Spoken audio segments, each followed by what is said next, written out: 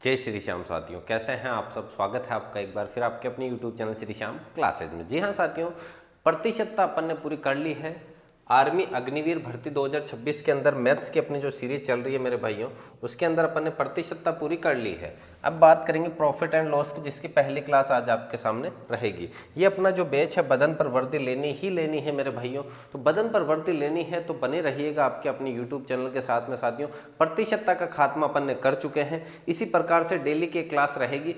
होली के दिनों में 2 दिनों में अवकाश जरूर था अपने कोचिंग का भी, तो इस वजह से क्लास नहीं आ पाई साथियों। तो अब अपन शुरू करते हैं आज की पहली क्लास का। ये जो पहला प्रश्न, किस प्रकार से प्रश्न रहने वाले हैं साथियों, अगर मैं बात करूं आपके सामने कि किस प्रकार से प्रश्न रहेंगे, तो देखिएगा प्रश्नों की अगर सबसे पहले मैं बात करूं आपके सामने, प्रश्नों को समझने से पहले आपको कुछ नियम समझने होंगे इसके। पर लाभ हानि के कुछ प्रमुख नियम, लाभ व हानि। साथियों एक चीज का हमेशा ध्यान रखना, लाभ व हानि की गणना हमेशा किस पर होगी? क्रय मूल्य के ऊपर होगी। हमेशा किस पर होगी?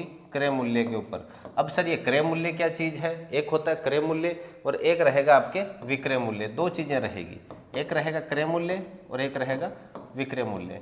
क्रय मूल्य का मैं मतलब करूँ बात खरीदना, जिस रेट में आपने चीज़ें खरीदी है। जैसे मैं बाजार गया, 100 रुपये की मैंने केले खरीदे, तो 100 रुपये मेरा क्या है? क्रय मूल्य है। अब वो 100 रुपये के केले में खरीद के लाया, रास्ते में मुझे अच्छा सा भाव मिल गया तो मैंने 120 में बेच दिया तो वो क्या हो गया साथियों? विक्रय मूल्य।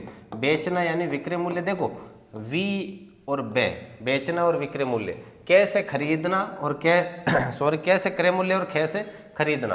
क्रय मूल्य और खरीदना एक साथ हो जाएंगे और विक्रय मूल्य और बेचना एक साथ हो जाएंगे। एक होता है इसके अंदर अंकित मूल्य, एक क्या रहेगा? अंकित मूल्य। साथियों अंकित मूल्य की मैं बात करूं तो अंकित मूल्य का मतलब होता है इसके अंदर जो प्रिंट किया हुआ है। जैसे कि आप दुकान पे जाते हैं, दुकानदार आपको क्या कहता है? जैसे आपने एक बॉक्स लिया है, उसके ऊपर रेट लिखी हुई है 400 रुपये, RS 400, लेकिन दुकानदार कहता है कि अभी इसके ऊपर 20% डिस्काउंट चल रहा है, तो ये अंकित मूल्य जो है उसके ऊपर छूट मिलेगी आपको 20% की। तो 400 का 20%, साथियों पेन नहीं उठाना है, 400 का 10% पीछे से जाओ, एक के बाद पॉइंट लगाओ, तो 10% मतलब 40, 10% मतलब 40, तो 10 का डबल 20% मतलब 40 का डबल 80। तो इस प्रकार से अपन को करना है, कहीं पे पेन की जरूरत नहीं पड़ने वाली साथियों। तो अंकित मूल्य हो गया। सबसे मेन तो है लाभ व हानि की गणना कहाँ पर होगी? हमेशा क्रय मूल्य के ऊपर रखनी है। लाभ व हानि की गणना हमेशा कहाँ रखोगे मेरे भाई? क्रय मूल्य के ऊपर रखनी है। क्रय मूल्य ही सबसे मेन है, क्रय मूल्य को ही आधार मानना है। जिस प्रकार से प्रतिशतता के अंदर अपन आधार मानते हैं 100 को, उसी प्रकार से क्रय मूल्य के अंदर आधार किसको मानेंगे अपन? क्रय मूल्य। इसमें लाभ हानि में आधार मानेंगे अपन क्रय मूल्य को। क्रय मूल्य मतलब खरीदी गई रेट, विक्रय मूल्य मतलब बेची गई रेट, अंकित मूल्य। अब लाभ कब होगा, हानि कब होगा, ये भी ध्यान देना। पहली बात तो आप सब जानते हो लाभ कब होता है आपको? 100 में आपने क्रय करा, 100 में क्रय करा है, 100 क्रय मूल्य है। अब 100 से अगर ज्यादा है, चाहे 101 रुपया भी है, तो वो क्या है? आपका लाभ है। लाभ कितना है? 1 रुपये का लाभ है।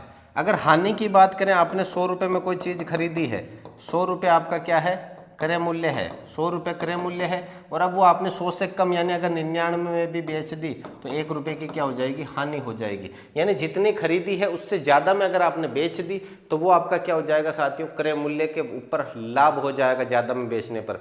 और अगर कम में बेच दी तो वो क्या कहलाएगी? आपकी हानि कहलाएगी। तो अच्छे से उम्मीद करता हूँ अच्छे से समझ में आया होगा आपको क्रय मूल्य, विक्रय मूल्य, लाभ और हानि। अब शुरू करते हैं इसके प्रश्न। अगर देखिएगा साथियों, प्रतिशतता अगर अच्छे से आ रखी है आपको, तो मैं दावे के साथ कहता हूँ एक भी सवाल ऐसा नहीं है जो आप नहीं कर पाओगे।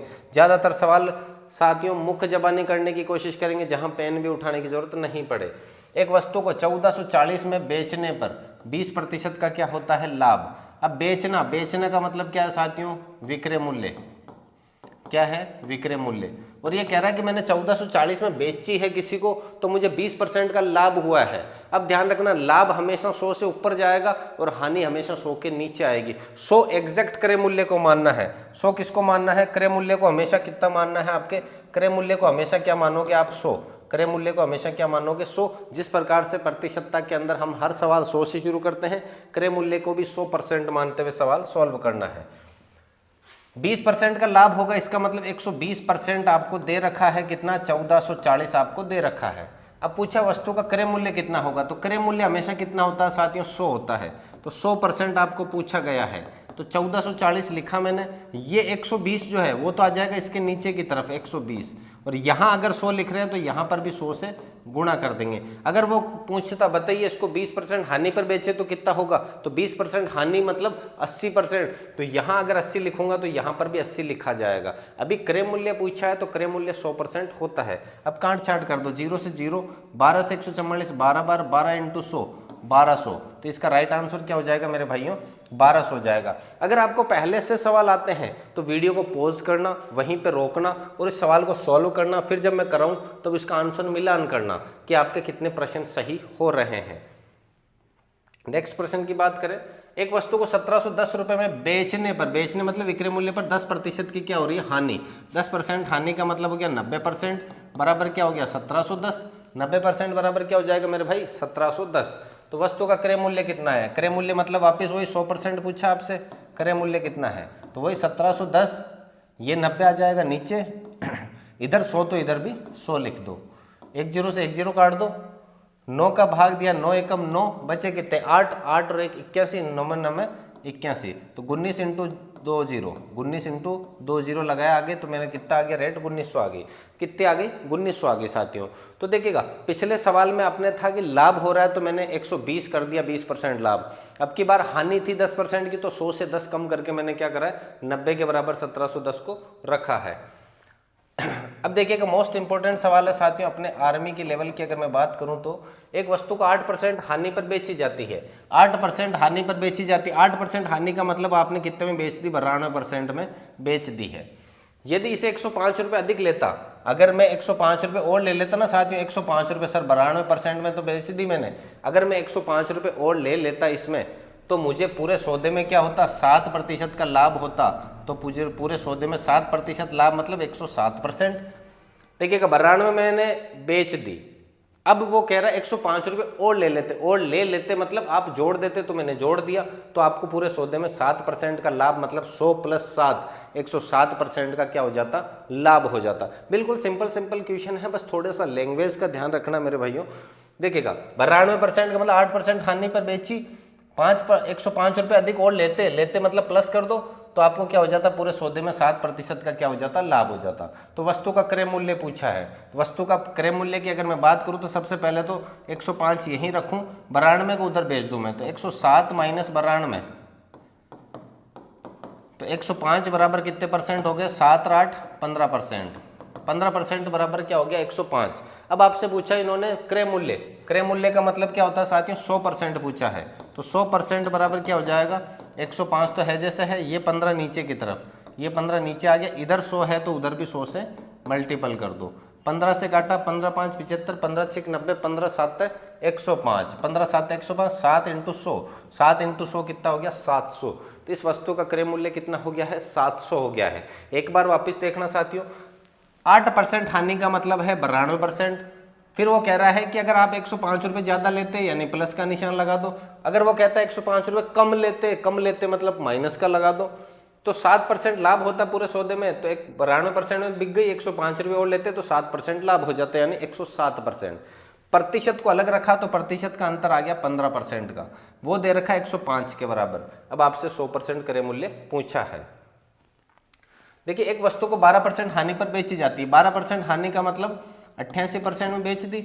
यदि इसे 115 रुपये अधिक लेकर का मतलब क्या है, मैं इसमें क्या कर दूंगा 115 जोड़ दूंगा, तो 115 मैंने क्या कर दिया साथियों इसमें ऐड कर दिए हैं।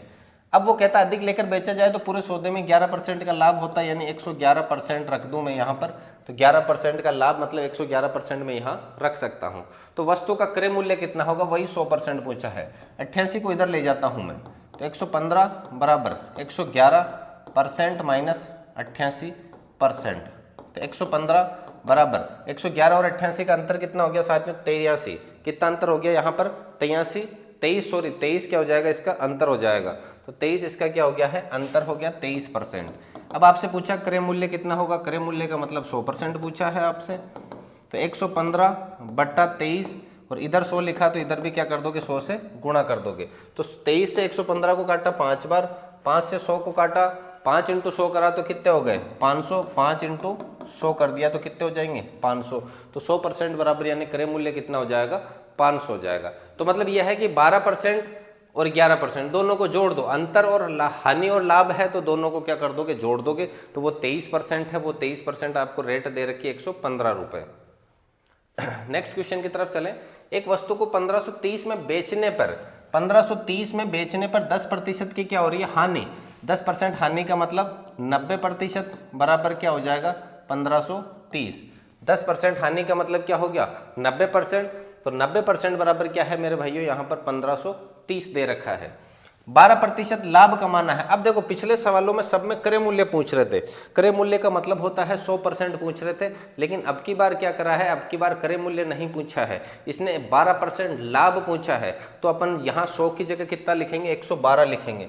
112% बराबर, तो 1530 ये 90 आ जाएगा नीचे की तरफ, 90 नीचे आ गया, तो यहाँ 112 है, तो यहाँ पर भी क्या हो जाएगा, 112 लिख देंगे। अब इसको अपन मल्टीपल करके काट देते हैं, 0 से 0 कट गया, 9 से काटा मैंने, 9 एकम 9, 15 में से 9 गए तो बचे 6, 6 के आगे लगाओ 3, 63, तो 9 साते 63, 9 साते कितना हो जाएगा, 63, तो 112 गुणा 17 रह गया, तो मल्टीपल 17 दूना 34 का 4, 80 लगी 3, 17 एकम 17 3 20 का 0, 80 लगी 2, 17 एकम 17 2 19, तो कितना हो गया 1904। इसकी 12% लाभ पर बेचेंगे तो कितने में बिकेगी, 1904 में बिकेगी। पिछले सवालों में अपन ने करा था कि क्रय मूल्य कितना होगा, तो क्रय मूल्य का मतलब था कि 100% कितना होगा। इस बार पूछ लिया 12% लाभ पर कितने में बिकेगी।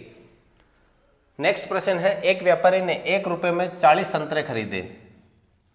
1 रुपया ऊपर लिखना साथियों, देखो सिंपल सा लॉजिक लगाना है, 1 रुपया ऊपर 40 संतरे नीचे, संतरे की जगह आम हो तो आम लिख देंगे।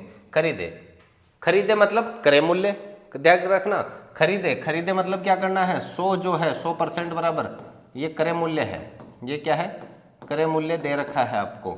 अब ये कह रहा है 25% लाभ कमाने के लिए 1 रुपए में कितने बेचेंगे। 25% लाभ का मतलब कितना है, 125%।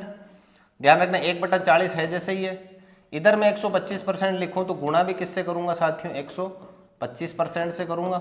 लेकिन ये जो 100 है ये तो नीचे की तरफ आएगा, तो यहां पर भी मैं क्या ले आऊंगा, 100%। तो यहां ध्यान देना, एक बार वापस देख लो कि थोड़ा सा सवाल लॉजिकल है। 1 रुपए में 40 संतरे दे रखे हैं आपको, तो 1 रुपया ऊपर लिखना है, 40 संतरे नीचे लिखने, बराबर वो कह रहा है खरीदे, खरीदे मतलब 100% है आपका, खरीदे मतलब क्या है, 100% है। जैसे कि यहाँ पर खरीदे मतलब क्या है, 100% है। मैं इधर की तरफ लिख देता हूँ इसको, 100% बराबर।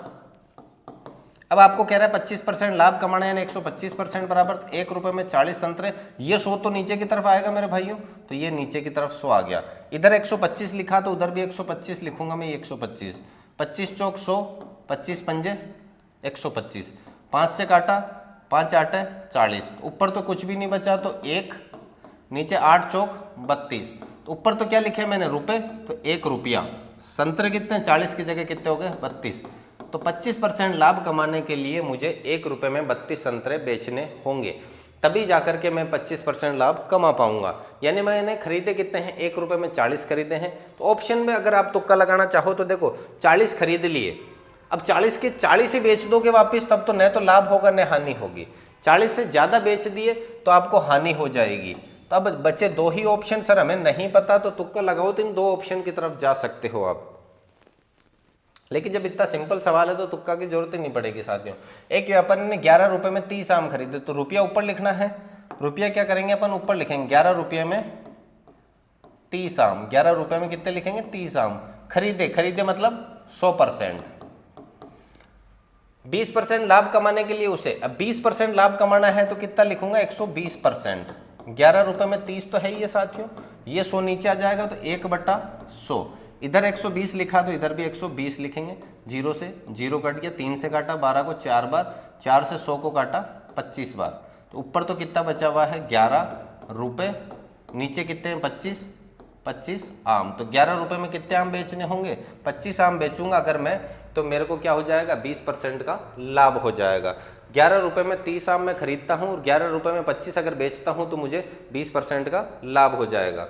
नेक्स्ट है, एक व्यापारी ने 1 रुपए में 20 पेंसिल बेचने पर, ध्यान देना, बेचने पर 1 रुपए में 20 पेंसिल बेचने पर 20% क्या होती है, हानि होती है।